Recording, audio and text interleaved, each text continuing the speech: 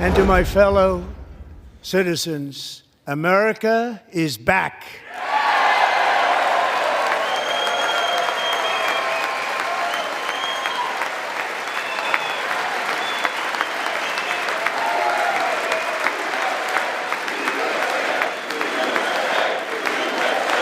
We have accomplished more in 43 days than most administrations accomplished in 4 years or 8 years, and we are just getting started.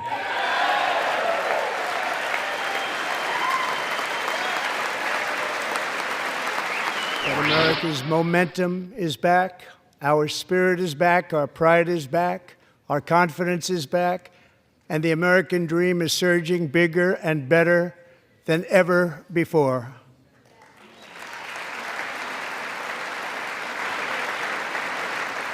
The American dream is unstoppable, and our country is on the verge of a comeback, the likes of which the world has never witnessed and perhaps will never witness again. Take your seat, sir. Take your seat. Finding that members continue to engage in willful and concerted disruption of proper decorum, the chair now directs the Sergeant-at-Arms to restore order. Remove this gentleman from the chamber. Members of the United States Congress, thank you very much. And to my fellow citizens, America is back.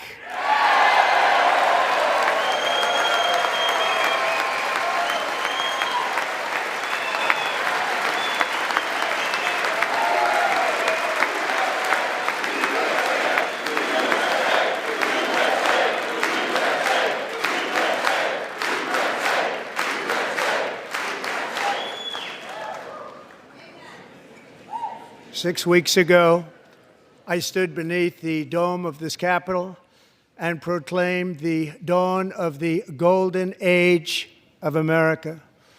From that moment on, it has been nothing but swift and unrelenting action to usher in the greatest and most successful era in the history of our country.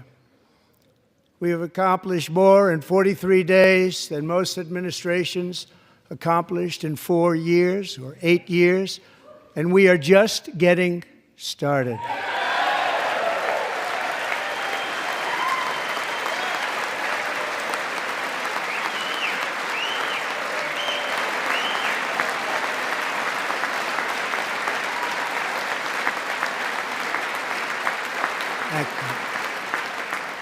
I return to this chamber tonight to report that America's momentum is back, our spirit is back, our pride is back, our confidence is back, and the American dream is surging bigger and better than ever before.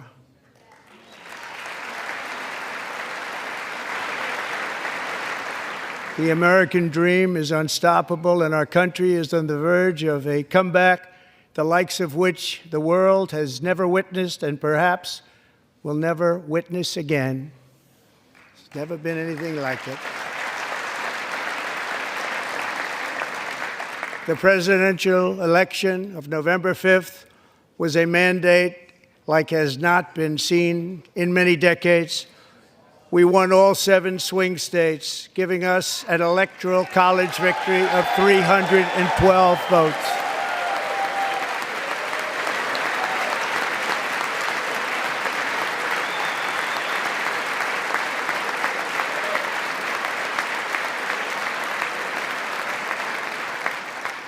We won the popular vote by big numbers and won counties in our country.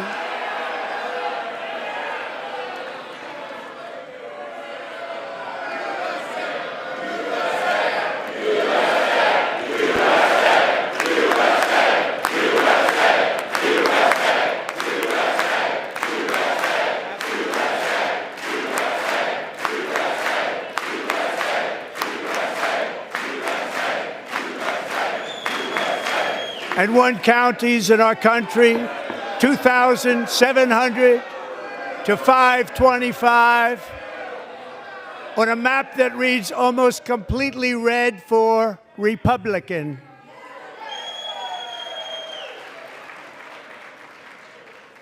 Now, for the first time in modern history, more Americans believe that our country is headed in the right direction than the wrong direction. In fact, it's an astonishing record, 27-point swing, the most ever.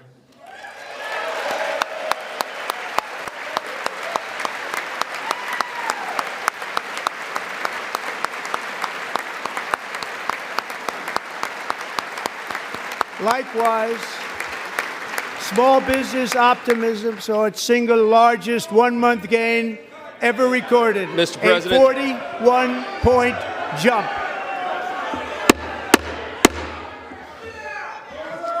Members are directed to uphold and maintain decorum in the House and to cease any further disruptions. That's your warning.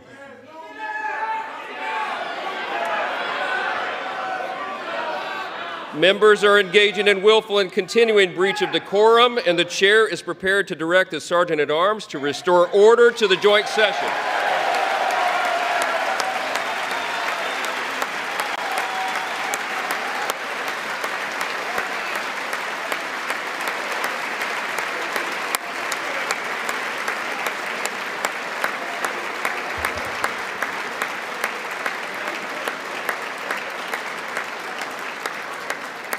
Mr. Green, take your seat. Take your seat, sir. Take your seat. Finding that members continue to engage in willful and concerted disruption of proper decorum, the chair now directs the Sergeant-at-Arms to restore order. Remove this gentleman from the chamber.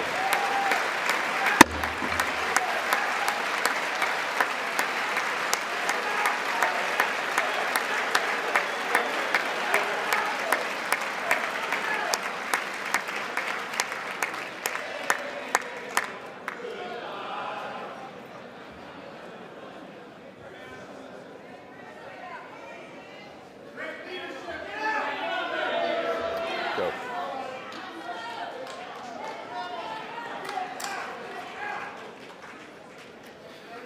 Members are directed to uphold and maintain decorum in the House. Mr. President, you continue. Thank you.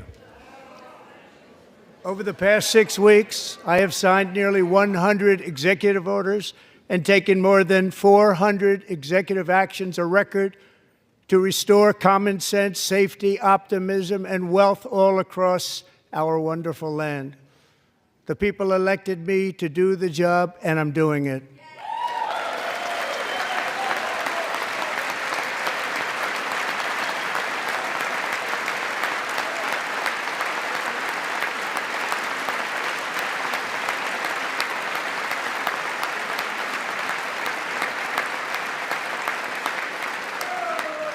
In fact, it has been stated by many that the first month of our presidency, it's our presidency, is the most successful in the history of our nation.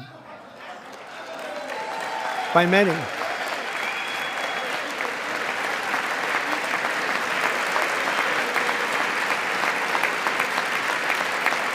And what makes it even more impressive is that, do you know who number 2 is? George Washington. How about that? How about that? I don't know about that list, but we'll take it. Within hours of taking the oath of office, I declared a national emergency on our southern border, and I deployed the U.S. military and Border Patrol to repel the invasion of our country. And what a job they've done. As a result, illegal border crossings last month were by far the lowest ever recorded, ever.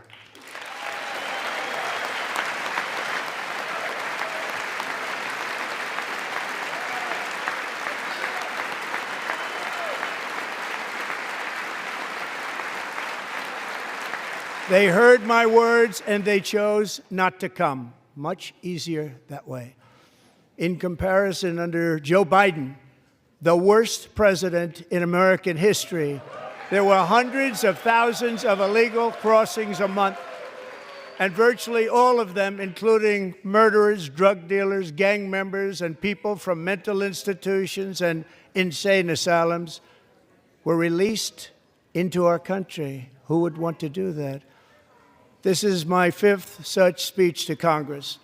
And once again, I look at the Democrats in front of me, and I realize there is absolutely nothing I can say to make them happy or to make them stand or smile or applaud. Nothing I can do.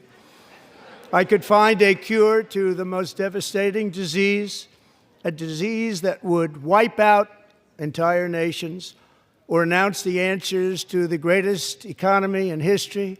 Don't miss out. Log on to oneindia.com for more updates.